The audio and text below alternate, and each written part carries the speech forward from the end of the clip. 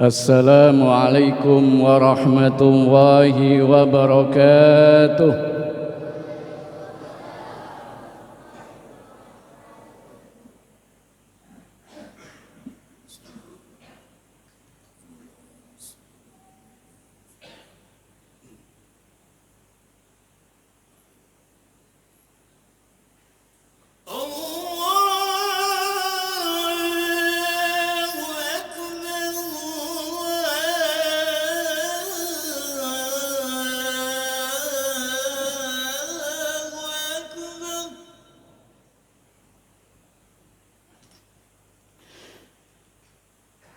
الحمد لله الذي ألف بين قلوبنا فأصبحنا بنعمته إخوانا.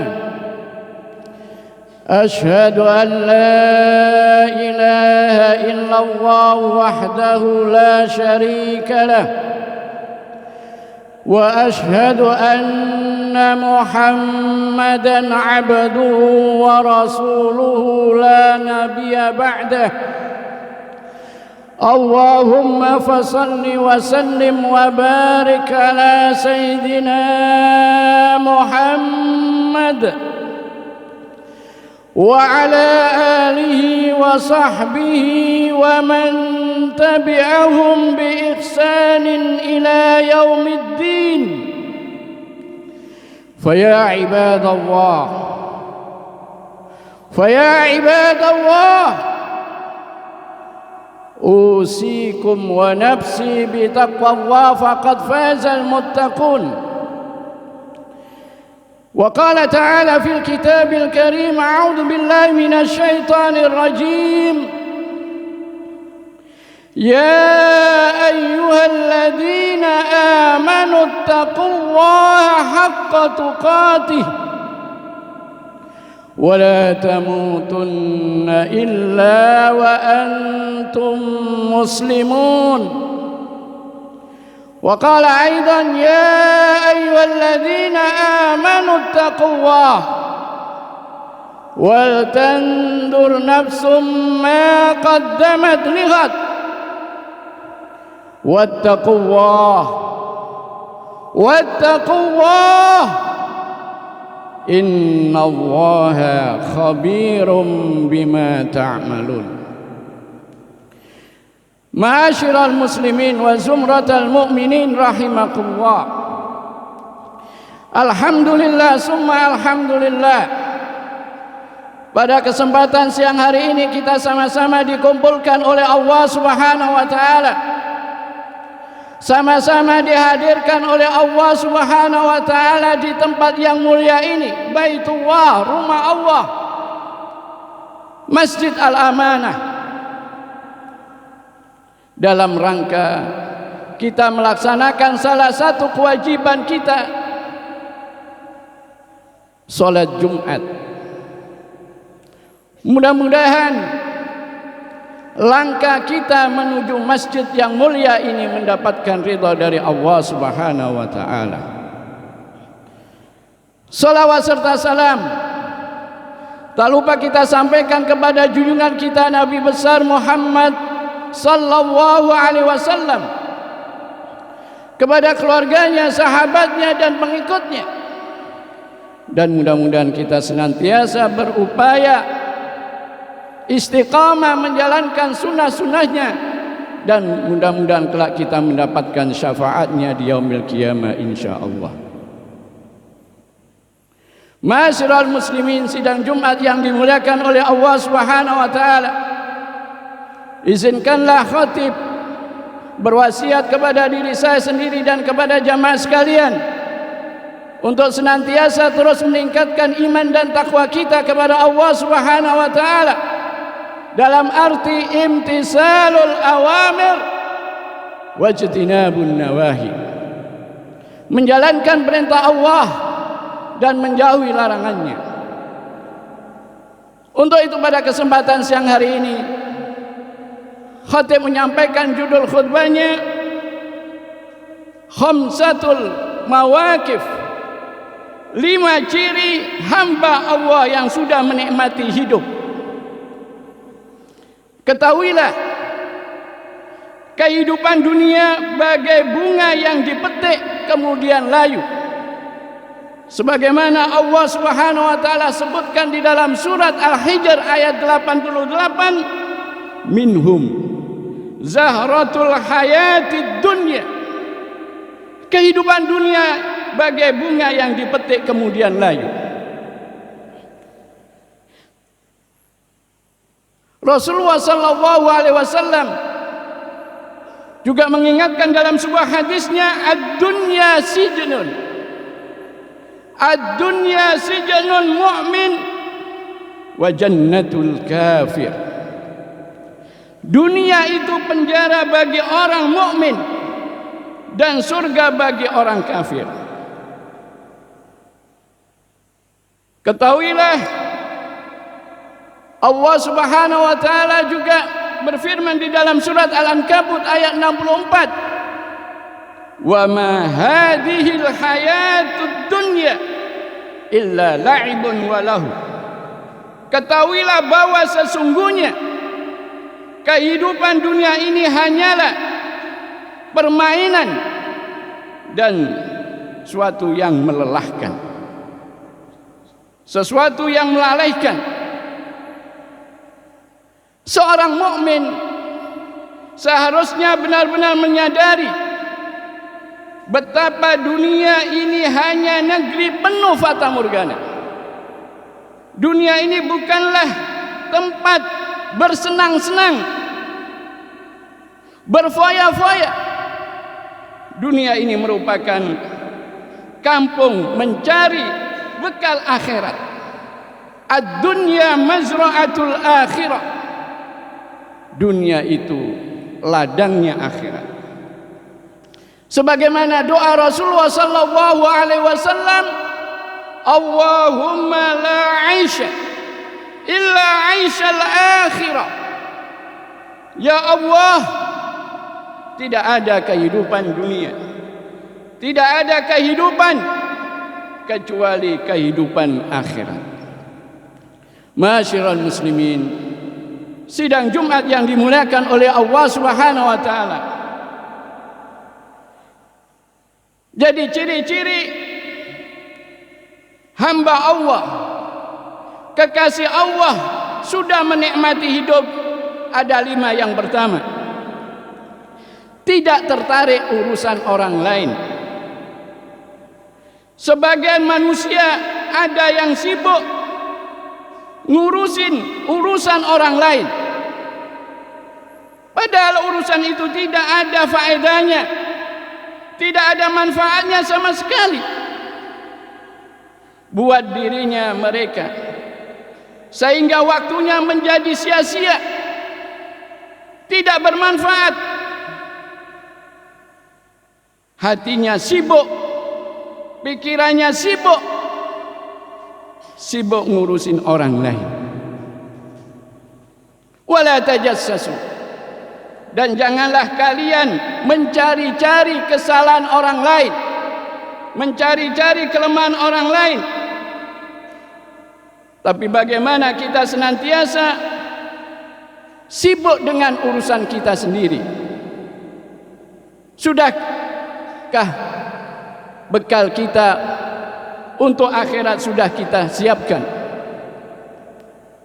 Sebagaimana Allah Subhanahu wa taala berfirman di dalam surat Al-Hasyr, ya ayyuhalladzina amanu taqullaha wal tandur nafsum ma qaddamat lighad.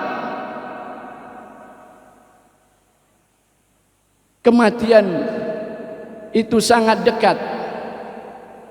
Bekal apa yang harus kita siapkan?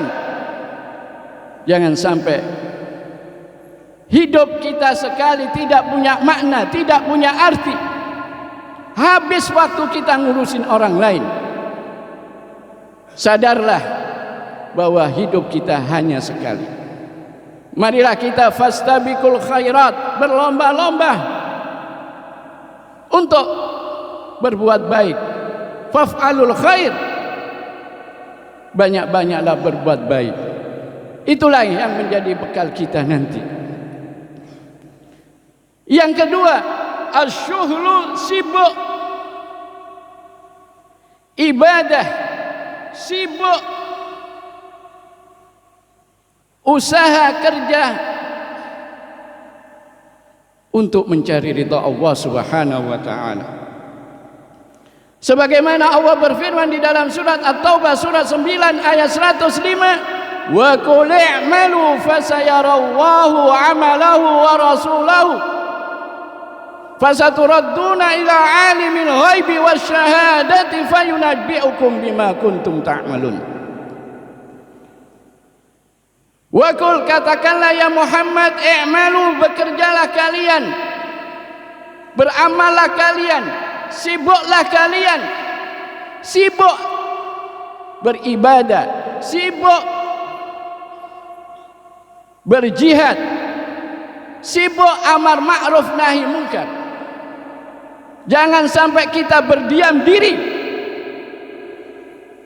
jangan sampai kita menjadi orang soleh sendirian. Orang yang soleh sendirian tidak berkualitas. Orang yang berdiam diri tidak berbuat amar ma'ruf, tunggulah musibah. Janganlah kita cuek dalam masalah amar ma'ruf nahi munkar. Kemungkaran begitu banyak. Apa yang namanya itu LGBT. Kita harus menolak. Tanggal 7, 8 akan datang seorang LGBT dari Amerika, datang ke Indonesia. Kita sebagai umat Islam harus menolak. Buatlah status. Kalau kita merasa seorang Muslim yang sejati, seorang mukmin yang sejati, kita harus menolak. Itulah tanda orang yang mukmin sejati, orang yang konsisten, komitmen, dan akan merasakan nikmatnya hidup. Masyiral muslimin wa zumratal mu'minin rahimakumullah. Yang ketiga, tetap berbuat baik walau dibenci orang lain. Janganlah kita menunda-nunda dalam kebaikan. Janganlah kita menunda-nunda berbuat sedekah. Jadilah kita menjadi pelopor kebaikan. Siapakah yang menyetus Jumat berkah? Itu bagian dari amal kebaikan dan mendapatkan jariahnya berapa orang yang meniru. Pernahkah diri kita berpikir untuk senantiasa menjadi pelopor amal kebaikan? Jangan pernah tidak ada waktu. Tapi bagaimana kita bisa mengatur waktu, mensiasati waktu? Karena semuanya apa yang kita perbuat tidak ada yang sia-sia. Rabbana ma khalaqta hadza batila subhanaka wa qina adzabannar. Tidak ada yang sia-sia. Sebagaimana doa Nabi Ibrahim. Marilah kita falyatanafasil mutanafisun, berlomba-lomba untuk kebaikan, agar kita menjadi orang-orang muflihun, agar kita menjadi orang-orang yang beruntung. Yang keempat, tidak punya iri dan dengki kepada orang lain. Sebagaimana Allah berfirman di dalam surat An-Nisa ayat 32, wala tatamannau, dan janganlah kalian punya iri dan dengki. Allah melarang. sampai diri kita masih ada rasa iri dan dengki, perlu kita obati. Tazkiyatun nafas, perlu penyucian diri kita. Kenapa kita masih punya iri, dengki? Padahal semuanya itu ma faddalallahu bihi ba'dukum ala ba'd. Semuanya Allah berikan karunia dan tidak bakalan ketukar rezeki kita, asalkan kita memiliki sifat haqqul yakin, ainul yakin. Itu yang harus kita tanamkan dalam diri kita. Tapi kalau kita masih ada was-was,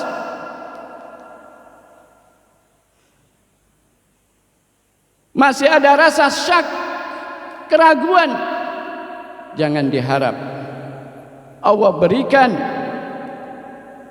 karunia-Nya, karena Allah menurut dzan kita, ana inda dzanni abdi bih, aku tergantung dzan prasangka hambaku.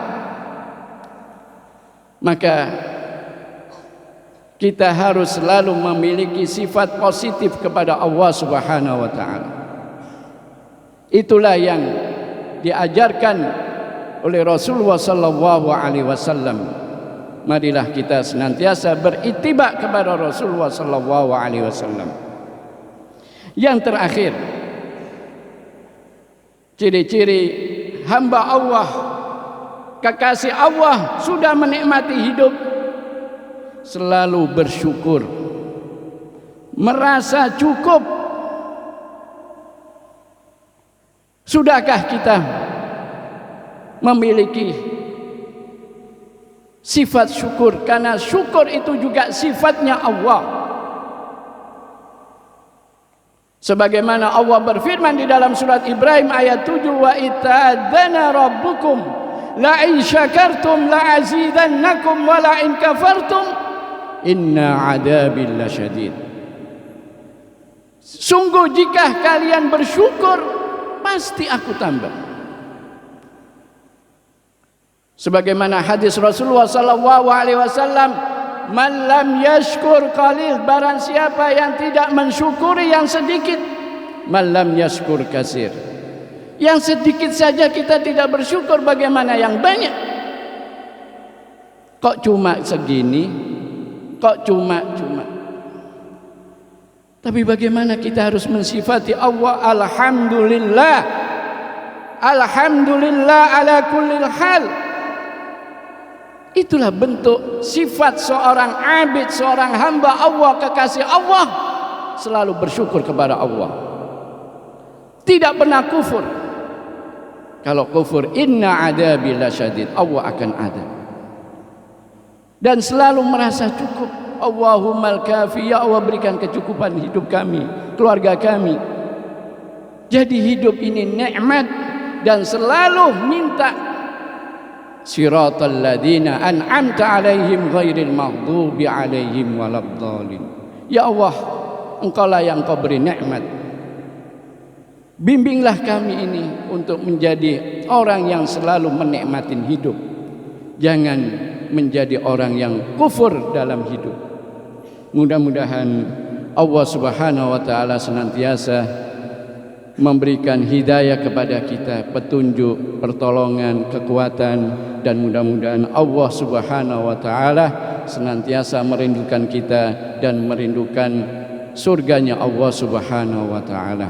A'udzu billahi minasyaitonir rajim. Wal 'asr innal insana lafi khusr illa alladziina aamanu wa 'amilus solihati wa tawassaw bil haqq wa tawassaw bis sabr. Barakallahu li wa lakum fil Qur'anil 'azim wa nafa'ani wa iyyakum minal ayati wa dzikril hakim. Aqulu qawli hadza fastaghfirul 'azim innahu huwal ghafurur rahim.